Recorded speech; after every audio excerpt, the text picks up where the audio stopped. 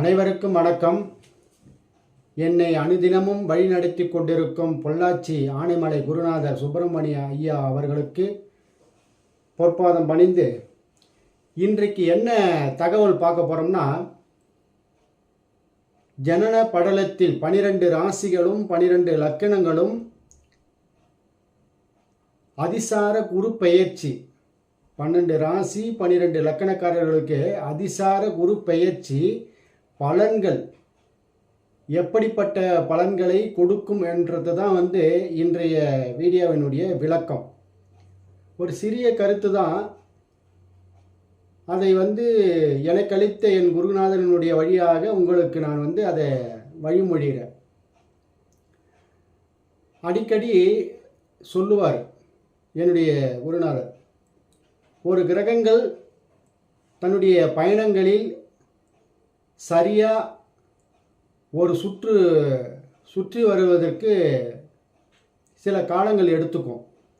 அதில் சூரியன், சந்திரன், ராகு, கேதுக்கள் இவங்க ஒரு நொடி கூட முன்னாடி பின்னாடி அசைவு இல்லாமல் நகர்ந்து கொண்டிருப்பார்கள். அவங்க எந்த நிலையிலையும் மாறுவதில்லை. இந்த சூரியன், சந்திரன், ராகு, கேதுக்கள் தாய், தந்தை, பாட்டன், பாட்டி அப்படின்ற தலைமுறைகளை வகுத்து வச்சிருக்காங்க நம்மளுடைய முன்னோர்கள். அவர்கள் நமக்கு எப்பொழுதும் மாறுவதில்லை. அவர்களுடைய பிராப்தத்தில் அடிப்படையில் ஏற்படக்கூடிய வாரிசுகள் மாறிக்கொண்டே இருக்கும். அந்த மாறிக்கொண்டே இருக்கக்கூடிய வாரிசுகள் பிறந்த உடனே அவர்கள் சூரியன், சந்திரனாக சில காலங்கள் கழித்து ராகு, கேதுக்களாக மாறுவார்கள். அப்போ சூரியன், சந்திரன், ராகு, கேதுக்கள் இவர்கள் நிலையானவர்கள்.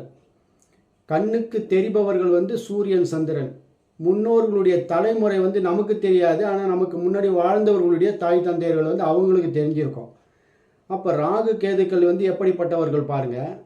சரி, இந்த 4 கிரகத்தை அப்படியே விட்டுடுவோம். அடுத்ததாக வரக்கூடிய குஜாதி ஐவர்கள் என்று சொல்லக்கூடிய செவ்வாய், புதன், குரு, சுக்கிரன், சனி, இந்த ஐவர்களுடைய நிலைப்பாடுகள் இப்போ ஒரு சுற்று வருவதற்கு கிரகங்களுடைய கால அளவுகள் பாருங்கள். சூரியன் 365 நாட்கள்,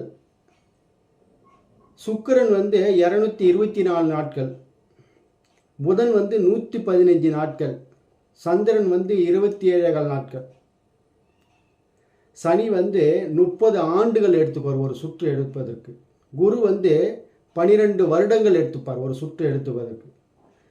செவ்வாய் 1 வருடம் 8 மாதம் எடுத்துப்பார். அப்போ 1.8 வருடம் அவர் எடுத்துப்பார். இது இந்த கிரகங்களை உள்வட்ட பாதை என்று சொல்லக்கூடிய சூரியன், சுக்கிரன், புதன், சந்திரன், இந்த 4 கிரகங்கள் பூமிக்கு உள்ள, சந்திரனுக்கு உள்ள இருப்பது.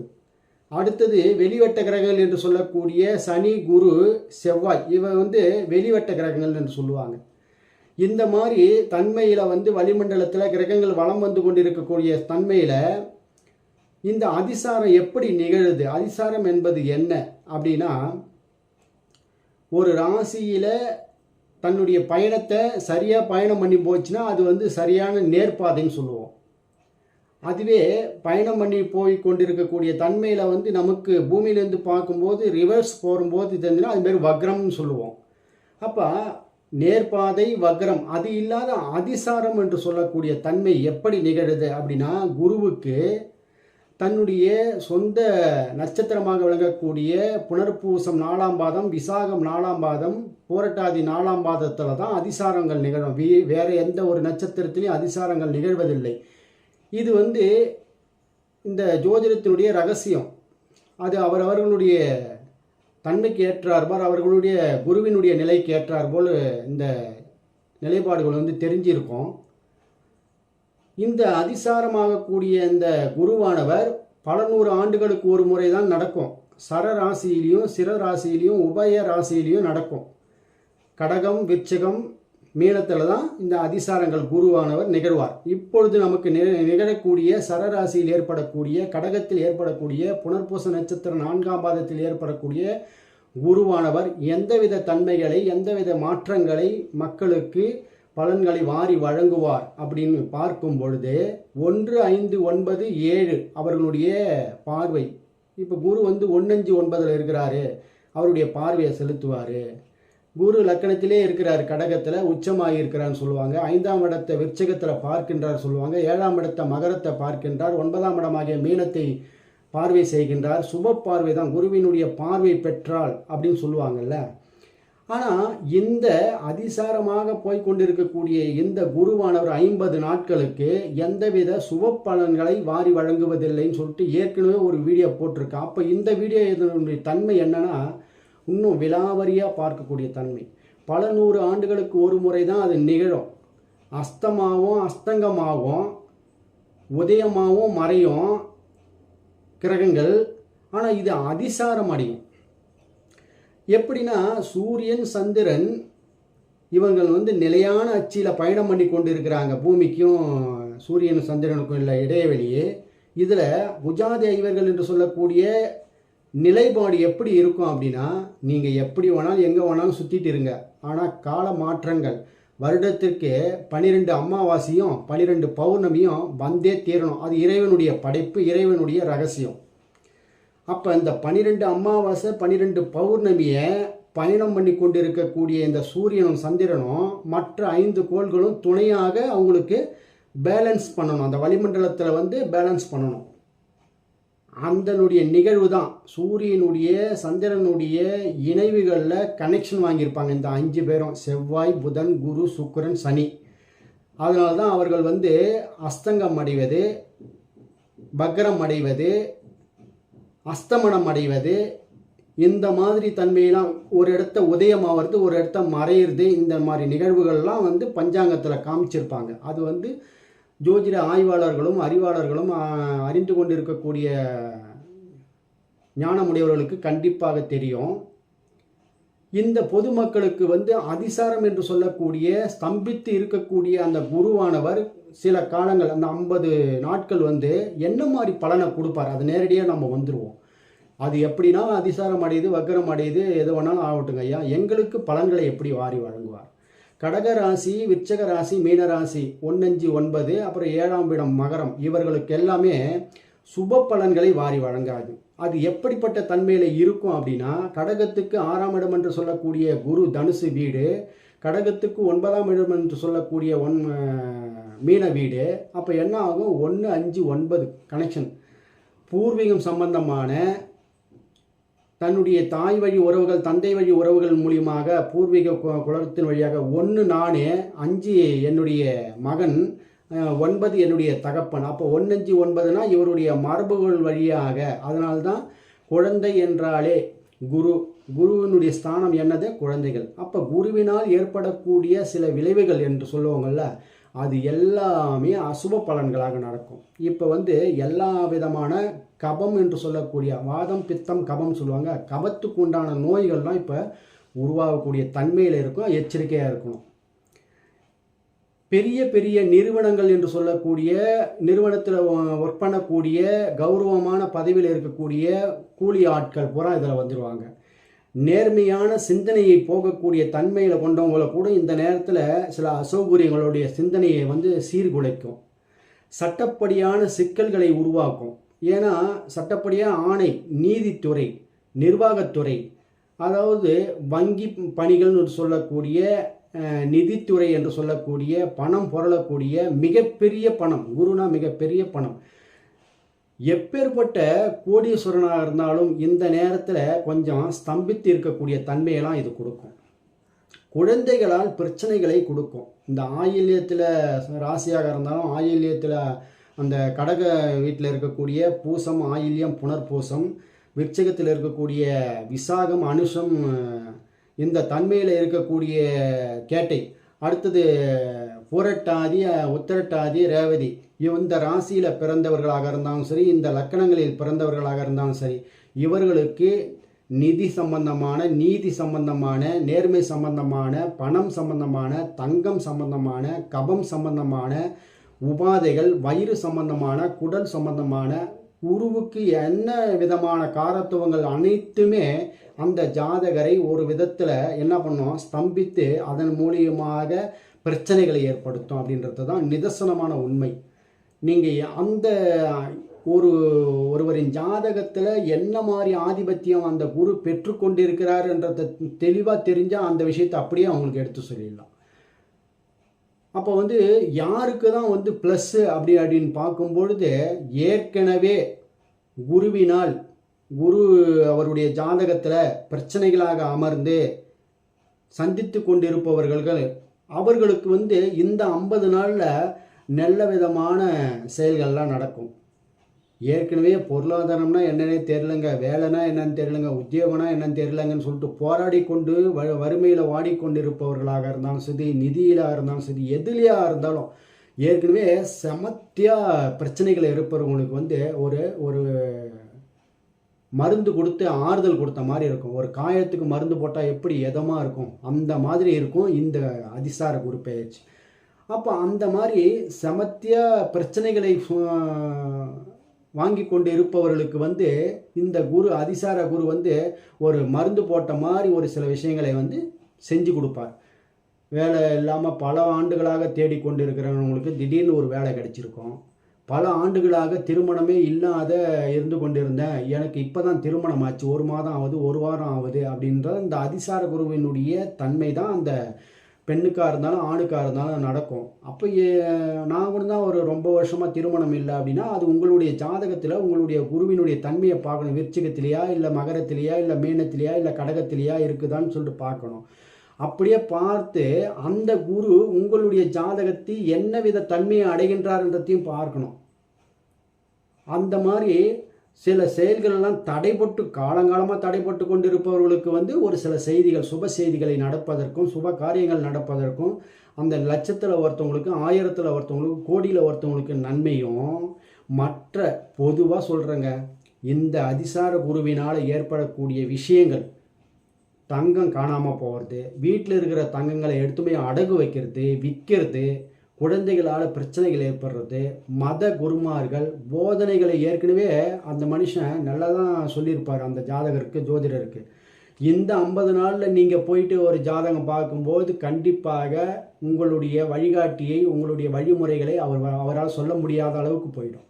இது நிதர்சனமான உண்மை. நீங்கள் யார்கிட்ட வேணாலும் எடுத்து போய் செக் பண்ணி பாருங்கள்.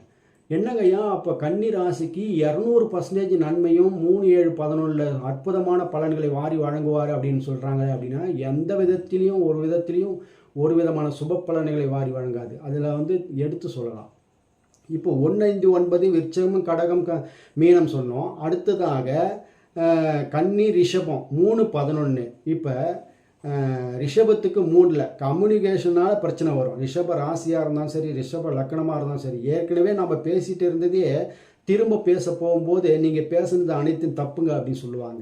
நீங்கள் எங்கே வேணால் அது படிக்கிற குழந்தைகளாக இருந்தாலும் சரி, படிக்கணும் பெரிய மனிதர்களாக இருந்தாலும் சரி, மத குருமார்களாக இருந்தாலும் சரி, நீங்கள் கோயில் நிர்வாகிகளாக இருந்தாலும் சரி, அறநிலைத்துறையில் இருக்கிறவங்களாக இருந்தாலும் சரி, எந்த விஷயத்தில் இருந்தாலும் முக்கியமாக ஒன்று சொல்லணும்னா, ஏற்கனவே உடம்பை கட்டுக்கோப்பாக வச்சுருக்கிறேன் அப்படின்னு சொல்கிறவங்களுக்கு கூட இப்போ இந்த நேரத்தில் வயிற்றில் பிரச்சனைகள் ஏற்படும், அமோனியா குறைபாடுகள் ஏற்படும். இதெல்லாம் நான் சொல்கிறது எல்லாமே குரு உங்களுடைய ஜாதகத்தில் எந்த தன்மையில் இருக்கின்றார், எந்த விதமான நிலைப்பாட்டில் அவர் தசா புத்தி அந்தரத்தில் பயணம் பண்ணிகிட்டு இருக்கார் அப்படின்றதையும் பார்த்தோன்னு வச்சுக்கோங்க, தெளிவாக எடுத்து சொல்லலாம். இதயம் படபடப்பு, இந்த கல்லீரல் சம்பந்தமான விஷயங்கள், கொழுப்பு சம்பந்தமான விஷயங்கள், மூக்கு, தொண்டை, ஏன்னா மூக்குக்கு குரு தான் காரகர்னு சொல்லுவாங்க. அந்த மாதிரி நிறைய விஷயங்களை இந்த மாதிரி காலங்களில் அதிசாரங்களை பயணம் பண்ணும்போது உங்களுக்கு ஸ்தம்பித்து நிற்கக்கூடிய, என்ன நடந்ததுன்னே தெரியலங்க, எப்படி இப்போ திடீர்னு இப்படி மாச்சு அப்படின்றக்கூடிய தன்மையெல்லாம் உருவாக்கும். அதுதான் ஒரு அம்மையார் கால் பண்ணாங்க என்கிட்ட, நீண்ட நெடிய நாளாக பார்த்துட்ருக்காங்க. எப்பொழுது பார்த்தாலும் எனக்கு எப்படி இருக்குது, நான் தன்னந்தனியாக இருக்கின்றேன் அப்படின்னு சொல்லுவாங்க அந்த அம்மையார். அற்புதமான கல்வி நிலையங்களில் தான் ஒர்க் பண்ணிகிட்ருக்காங்க. உங்களுக்கு ஒன்றும் இல்லைம்மா, நீங்கள் நல்லா தான் இருக்கீங்க அப்படின்னு சொல்லுவேன். இந்த அதிசார குரு அந்த பயணம் பண்ணுறதுக்கு முன்னாடியே ஒரு நாள் உடனே கால் பண்ணுறாங்க, ஐயா எனக்கு அஜீரண கோளாறு ஏற்பட்டுட்டது அப்படின்னு. ஏற்கனவே எனக்கு அஜீரண கோளாறு இருக்குது, ஆனாலும் இப்போ ஏன் இருக்குது அப்படின்னு சொல்லிட்டு அவங்க கேட்குறாங்க. கண்டிப்பாக இந்த 50 நாளில் அதை உண்டு பண்ணாலும் சரி உங்களுக்கு ஒருவித தொந்தரவு கொடுக்க. ஏன்னா ஏற்கனவே அவர்கள் தொல்லைகளை அனுபவித்து கொண்டு வருகிறார்கள் அப்படின்றத வந்து சொல்லும்பொழுது இந்த அதிசார குருவானவர் வந்து அவர்களுக்கு நன்மையை அளிக்கும். இதுவே ஏற்கனவே நான் சுகமாக நல்லா இருக்கிறேன் அப்படின்றது, அதான் ப்ளஸ்ஸு மைனஸ் ஆகிடும், மைனஸு ப்ளஸ் ஆகிடும் அப்படின்றது. அப்போ ஏற்கனவே பிரச்சனையில் இருக்கிறவங்க, பொண்ணு தேடிட்டு இருக்கவங்க, பொண்ணு பார்த்துட்டு இருக்கிறவங்க, பிள்ளை தேடிட்டு இருக்கவங்க, பிள்ளைய பார்த்துட்டு இருக்கிறவங்க, குழந்தை இல்லாதவங்க, அவங்களுக்கு எல்லாருக்கும் உடனே ப்ளஸ்ஸாக மாறிடுமா, மைனஸாக இருந்தது போகிறோம் அப்படின்னா கண்டிப்பாக மாறும். உங்களுடைய ஜாதகத்தில் உங்களுடைய குருவானவர் உங்களுடைய நிலைப்பாடு எப்படி இருக்கிறார் அப்படின்றத உங்களுடைய ஜாதகத்தை பார்த்தா எளிமையாக சொல்லலாம். அதில் வந்து வலுவாக இருப்பார், இந்த நேரத்தில் அவர் சம்மந்தம் இல்லாமல் இருப்பார், இந்த நேரத்தில் அவருக்கு அந்த விஷயமே கிடையாது அப்படின்னும்போது தசையோ புத்தியோ அந்தரத்திலேயோ உங்களுடைய விம்சோத்திரி தசையில் உங்களுடைய பாவகத்தில் உங்களுடைய லக்கணத்துக்கு உங்களுடைய கிரக நிலைக்கு ஏற்றார்வால் தொடர்பு இல்லாத இருக்கும் பட்சத்தில் அதுக்கு சம்மந்தமே இல்லாமல் நிலையான சரியான இயல்பான வாழ்க்கை போயிடும் அப்படின்றது தான் நிதர்சனமான உண்மை. அப்போ ப்ளஸ்ஸு எனக்கு நான் நல்லா பயணம் பண்ணிகிட்ருக்கேன், நல்ல வருமானம் வந்துட்டுருக்கு அப்படின்றவங்களுக்குலாம் வந்து கொஞ்சம் ஸ்தம்பித்து இருக்கக்கூடிய கொஞ்சம் சூழ்நிலைகளை போராட்டங்களை சந்திக்கக்கூடிய தன்மைகள்லாம் கண்டிப்பாக இந்த காலகட்டங்களில் ஏற்படும். இப்போ மேஷம் சிம்மம் தனுசு 2 6 10 அப்போ என்ன ஆகும், 10ஆம் இடத்துக்கு கடகத்திலிருந்து 10ஆம் வீடு வந்து ரிஷப வீடாக இருக்கும்ல, ஏற்கனவே பொருள்கள் காணாமல் போயிருக்கும், ஏற்கனவே வந்து தொழில் மூலியமாக பிரச்சனைகளை சந்தித்து கொண்டிருப்பவர்கள். இப்போ மேஷராசின்னு எடுத்துங்களேன், ஏற்கனவே என்னால் ஒன்றுமே பண்ண முடியலைங்க, கழுத்தளவுக்கு வந்து பிரச்சனைகளை வச்சிட்ருக்கேன் அப்படின்னா இந்த 50 நாளில் ஒரு சின்ன ரிலீஃப் கண்டிப்பாக உங்களுக்கு கிடைக்கும். ஏன்னா 2 6 10 ஏதோ ஒரு விதத்தில் ஏதோ ஒரு மூலியமாக வருமானத்தை, அது ஏற்கனவே நீங்கள் செய்த உதவிகள் மூலியமாகவோ இல்லை புண்ணியங்கள் மூலியமாகவோ இந்த 50 நாளைக்கு மேஷம் சிம்மம் தனுசு, ஏன்னா பொருளாதாரம்னு பார்க்கும்பொழுது 2 6 10 கனெக்ட் ஆகுது இல்லை, அப்படி பார்க்கும்போது என்ன பண்ணுது, ஏதாவது ஒரு விதத்தில் ஒரு பொருளாதாரத்தை சிக்கலில் இருந்தீங்கன்னா கண்டிப்பாக உங்களை ரிலீஃப் பண்ணிவிடும். அப்பாடா மூச்சு விடுறதுக்கு இந்த மாதம் போயிடுச்சுப்பா அப்படின்னு சொல்கிற மாதிரி இந்த 50 நாளில் ஒரு நிகழ்ச்சி நடக்கும். நீங்கள் செக் பண்ணி பாருங்கள், உங்களுடைய லைஃப்பில் இதெல்லாம் கண்டிப்பாக இதெல்லாம் நடக்கும். அடுத்தது துலாம் கும்பம் மிதுனம், இவங்களுக்கு எப்படி இருக்கும் அப்படின்னா 4 8 12 4 8 12 அப்படின்னா இப்போ தாய்கள் மூலியமாக 4ஆம் இடம் என்றால் சுகம், அந்த 8ஆம் இடம் என்றதால் வந்து மிகப்பெரிய பிரச்சனைகள், 12ஆம் இடம் என்றது வந்து விரயஸ்தானம். இந்த 4 8 12 வந்து இந்த அதிசார குருவானவர் உங்களுக்கு ஏற்கனவே ரொம்ப பிரச்சனையாக இருக்கிறவங்களுக்கு கொஞ்சம் பிரச்சனைகளை ரிலீஃப் பண்ணி விடுவார். ஏற்கனவே எனக்கு வந்து நல்லா போயிட்டுருக்கு அப்படின்னா கண்டிப்பாக இந்த பினாமி சொத்துக்களை அனுப்பி வைத்து கொண்டிருப்பவர்கள், 8ஆம் இடம் வந்து இன்சூரன்ஸ் இல்லை, பினாமி சொத்து இல்லை, அது மூலியமாக ஏற்கனவே கிடைக்கவே இல்லை, ரொம்ப கஷ்டமாக இருக்குது, அந்த மாதிரி சூழ்நிலையில் இருக்கிறவங்களாம் கிடைக்கும். ஏற்கனவே நல்ல அமைப்பில் இருக்கிறவங்களுக்கெல்லாம் வந்து என்ன பண்ணும், தடைபட்டு போகும். அதில் வந்து சிரமத்தை கண்டுபிடிச்சு அதன் மூலியமாக உங்களுடைய விரயங்களை தாக்குவித்து அந்த மூலியமாக அந்த பொருள்கள் கிடைக்கும். அது 4 8 12 4ஆம் இடம் என்றால் சுகம், தாய் மனை வீடு வண்டி வாகனங்கள், 8ஆம் இடம் என்றால் இன்சூரன்ஸு, பினாமி சொத்துக்கள், மறைமுகமாக வரக்கூடிய வருமானங்கள், இது மூலியமாக ஏற்படக்கூடிய நன்மை தீமைகளை இந்த துலாம் கும்பம் மிதுனம் ராசிக்காரர்கள் லக்கணக்காரர்கள் வந்து அனுபவிப்பார்கள். இதுதான் உண்மை. இப்படி தான் வந்து ஒரு குருவானவர் இந்த நேரத்தில் இந்த செயல்களை செய்வார்ன்றதை வந்து நம்ம நிதர்சனமாக சொல்கிறோம். ஆனால் பொதுவாக பார்க்கும் பொழுது அந்த குருவானவர் அதிசாரத்தில் பல 100 ஆண்டுகளுக்கு ஒரு முறை தான் வந்து அதிசாரம் பண்ணுவார், தன்னுடைய சுய நட்சத்திரத்தில் அதிசாரம் பண்ணுவார். அப்படி பண்ணக்கூடிய அந்த குருவானவர் நன்மைகளை செய்வதில்லை, அதிகமாக தீமைகளே செய்வார். நீங்கள் வந்து அது ஒரு வீட்டுக்காக இருந்தாலும் சரி, ஒரு நாட்டுக்காக இருந்தாலும் சரி, உலகத்துக்காக இருந்தாலும் சரி, உலகத்துக்கே இந்த நிதித்துறையிலையும் சரி நீதித்துறையிலையும் சரி தங்கம் சம்பந்தமான விஷயங்கள்ல நம்ம தங்கத்தை பற்றி எடுத்தோம்னா ஆல்ரெடி கோபம் வரும் எல்லாருக்கும். ஏன்னா ஆல்ரெடி அது விஷம் ஏறுற மாதிரி ஏறிட்டு தான் இருக்குது. நீங்கள் வேறங்க ஐயா ஏங்க இந்த நேரத்தை சொல்கிறீங்கன்னா கண்டிப்பாக ஏறும், அதில் எந்த மாற்று கருத்தும் கிடையாது. அந்த தங்கம் ஏறுது இறங்குது அதை விட்டுருங்க, அந்த தங்கத்தை ஒரு சில இடத்துங்களில் புதையல் மாதிரி கோடிக்கணக்கான அமைப்பில் நிதியாக நிறுவனமாக அறநிலைத்துறையாக ஒரு சங்கமாக ஒரு ட்ரஸ்ட்டாக எல்லாம் வச்சுட்டு இருப்பாங்கள்ல, அதில் எல்லாத்துலேயும் பிரச்சனைகளை வந்து சந்திக்க வேண்டியது வரும். குழந்தைகளாக இருக்கக்கூடிய அனைத்து விதமான உலக மக்களுக்கும் குழந்தைகளுக்கும் பிரச்சனைகள் உண்டாகும். இந்த 50 நாளில் எச்சரிக்கையாக இருக்கணும். அப்புறம் ஆசிரியர்களாக விளங்கக்கூடிய துறையில் விளங்குறாங்கள்ல, ஆசிரியர் பணியில் இருக்காங்கள்ல, மத ப விஷயத்தை பரப்புறவங்களுக்கு, மத குருமார்களுக்கு, புரோகிதர்களுக்கு, பிராமணர்களுக்கு கூட பிரச்சனைகள் இருக்கும். பிராமணர்ன உடனே நீங்கள் பூணூல் போட்டவங்க அது அந்த மாதிரி பிரிக்காதீங்க. அடுத்தவருடைய நலனுக்காக பாடுபடுபவர்கள், அடுத்தவருடைய நலனுக்காக தன்னுடைய வாழ்க்கையை வாழ்ந்து கொண்டிருப்பவர்கள், அதான் பிரபஞ்சத்தினுடைய இயக்கத்திற்காக எப்படி இறைவன் எப்படி அனுதினமும் இயக்கத்துக்கு காரணமாக இருக்கிறாரோ, அதுபோல் உலக நன்மைக்கும் தன்னுடைய நன்மைக்கும் தன்னுடைய வாழ்வாதாரத்துக்கும் நேர்மையாக நீதித்துறையிலையும் சரி, நிறுவனத்திலையும் சரி, எதுலேயுமே சரி சரியாக இருப்பவர்கள் அனைவரும், அதாவது சுருக்கமாக சொல்லணும்னு சொல்லிட்டுங்க, வலியவன்னா தன்னுடைய திறமை, தன்னுடைய புத்திசாலித்தனம், தன்னுடைய உடல் உழைப்பு, தன்னுடைய அறிவு, அதை கொண்டு பயன்படுத்தி அடுத்தவர்களுக்கு எளியவர்களுக்கு உதவுவது. எளியவர்கள்னா கல்வி அறிவில் கம்மியாக இருக்கிறவங்களாக இருக்கலாம், பணத்தில் குறைவங்களாக இருக்கிறவங்களாம், எல்லா விதத்திலையும் எளியவனாக இருக்கக்கூடியவனுக்கு வலியவனாக இருந்து வழிகாட்டுவது தான் மிகச்சிறந்த ஆழச்சிறந்த பிராமணன். அந்த பிராமணருக்கு கூட இப்பொழுது பிரச்சனைகளை சந்திக்கக்கூடிய தன்மைகள்லாம் கண்டிப்பாக இருக்கும்ன்றத நிதர்சனமாக இந்த வீடியோ மூலிமா உங்களுக்கு பதிவு பண்ண, இந்த வீடியோவை பதிவு பண்ணதுக்கு, இந்த விஷயங்களை எனக்கு பகிர்ந்தளித்த எனதுடைய குருமார்களுக்கு நன்றியை சொல்லி, நமது நேயர்கள் ஆற்றில் ஓடும் நீர்வழி போல பிரபஞ்சத்திற்கு நற்காரியங்கள் செய்து நற்பலன்களை பெற்று இறைவனுடைய ஆசையை பெற்று வாழுங்கள். மீண்டும் ஒரு ஜாலகனைவர் சந்திக்கலாம். நன்றி, வணக்கம்.